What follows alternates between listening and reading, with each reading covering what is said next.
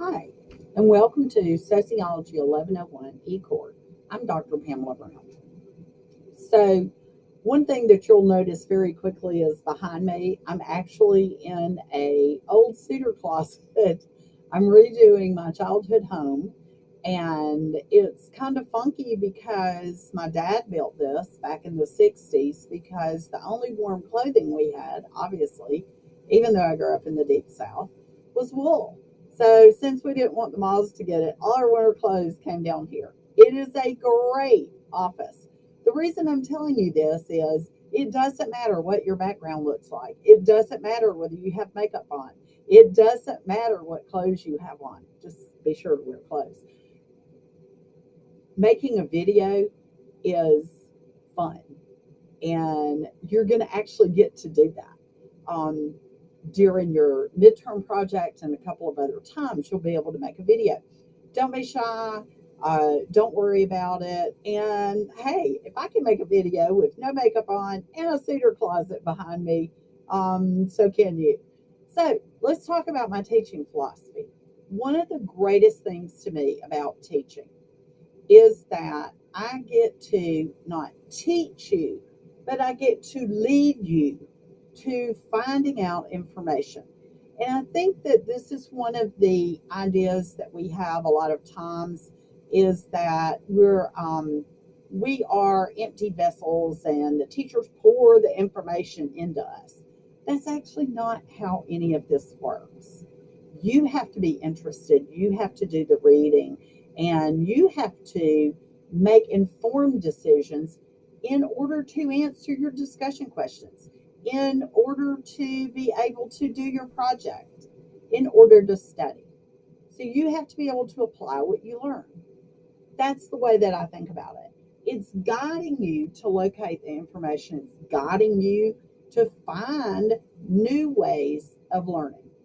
Now, I'm a lifelong learner, and I totally believe in lifelong learning because one of the great things is we have no idea what we will be doing when we're older. Guys, my 60th birthday is coming up. I can't wait. I'm going to celebrate. It's June 23rd. Let me tell you something. I can't wait to be 60. Every gray hair, I earned it. But you know what? I've been a teacher for years, but I did not start a college profession as a professor until I was 50. I've been teaching as a graduate student since I was 45. But as far as having a PhD and being a professor, I didn't get it until I was actually 50 days before I turned 50. You're going to actually think about what can you do, what job you have now will not be probably even available in the future. Things are changing. Sociology is about change. Sociology is about institutional change, it's about societal change, and about how we can work with that. What do we need to know? I think that's really important for us as we approach sociology. We'll learn the theories. We'll learn what about research. We'll learn what about family. What about any of these things? The institutions. What about education? What about crime? What about punishment? Let's talk about our assignments and the policies that I have. Number one, the first thing that I want to talk about is late policy. I don't like late work. I'll tell you why. Because I have to grade it. And if it's late, it might not be done correctly. So let's think about discussion questions. I don't reopen discussion questions unless there's something that's happened that I can see has happened. And I've been teaching long enough that I can figure out, are people struggling? Are people not struggling? Is everybody having a bad semester?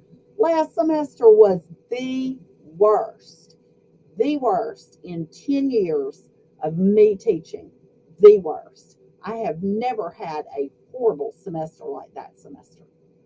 So it wasn't just you who maybe had a really bad semester. Sometimes your professors, life gets in the way, right? Things happen. That's understandable. For that reason, I give you the ability to miss one discussion question. It's only an 8-week class, so you'll miss one, and I will let that one go. Okay? Try not to make it too early because you never know, you might not do well. Okay. Next thing, on your quizzes, do your quizzes, do them on time. They're open, you only get one shot. But here's the thing, it's important to make sure that you do it. It looks much better to have a poor grade than a 0. Now, let's say you get sick. Let's say you get COVID. Guess what? That's okay. Make sure, though, that you have documentation so that not only do I know, but eCore knows. That's really important. It's also really important for you to follow due dates. So I have this great little calendar, and it is in your it's in your near your syllabus and all your content. You can find it. It's all of your course activities. It tells what week they are. It tells when things are due. Things will be open. I'm not going to expect you to do any work on Memorial Day or on Juneteenth or on 4th of July. Those are for you to take off and enjoy that day. Please do. It's very important for you to make sure that you have time to relax. It's an 8-week class. Normally, our classes, semester long, are 15, 16 weeks. 8 weeks is way shorter. It means you're going to be doing twice as much in half the time. Guess what? You can handle this. You've also got 3 holidays in there. Yay! I love holidays. It also means I get to eat barbecue, which I love. And there you go. All right, let's talk about due dates. Your due dates also printed on here. Also, due dates. I will be sending you announcements on when things are due. Not only that, but you have a calendar that's embedded, and so your calendar will tell you when things are due because I fill that out. I make sure to know that. Check your announcements every single day. One of the reasons I say check your announcements is, let's say something happens. Everybody's computer in the system goes down, and the due date has been changed because of some IT issue that's university wide or system wide. Check your announcements. It might also be that I have to get information to you that maybe a time has changed, something has shifted. I have to be able to know that you are able to read the announcements or listen to the videos and take care of what is happening.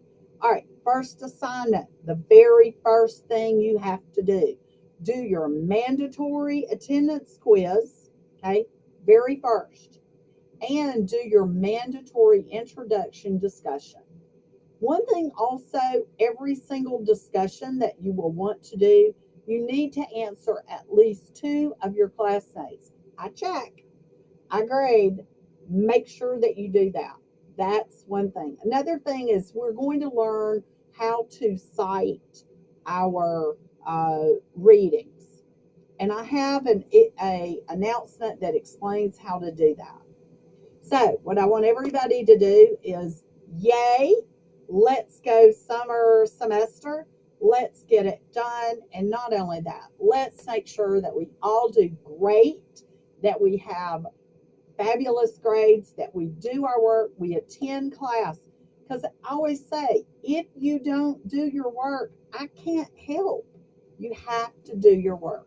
You'll be getting a lot of emails from me and a lot of announcements. Just be sure that you pay attention, look them up. I also will be having office hours. My office hours are Monday morning, and I have them for 2 hours for your class specifically.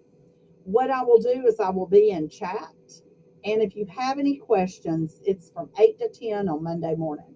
I also have my phone number available, and I'm giving you my cell phone, not a Google number.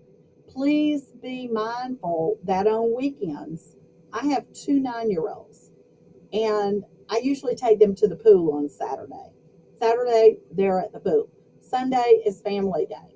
So I can get back with you, but I also would request that you text me prior to calling, and I will either say I can call you back, or I will say send me an email outlining everything in the class email.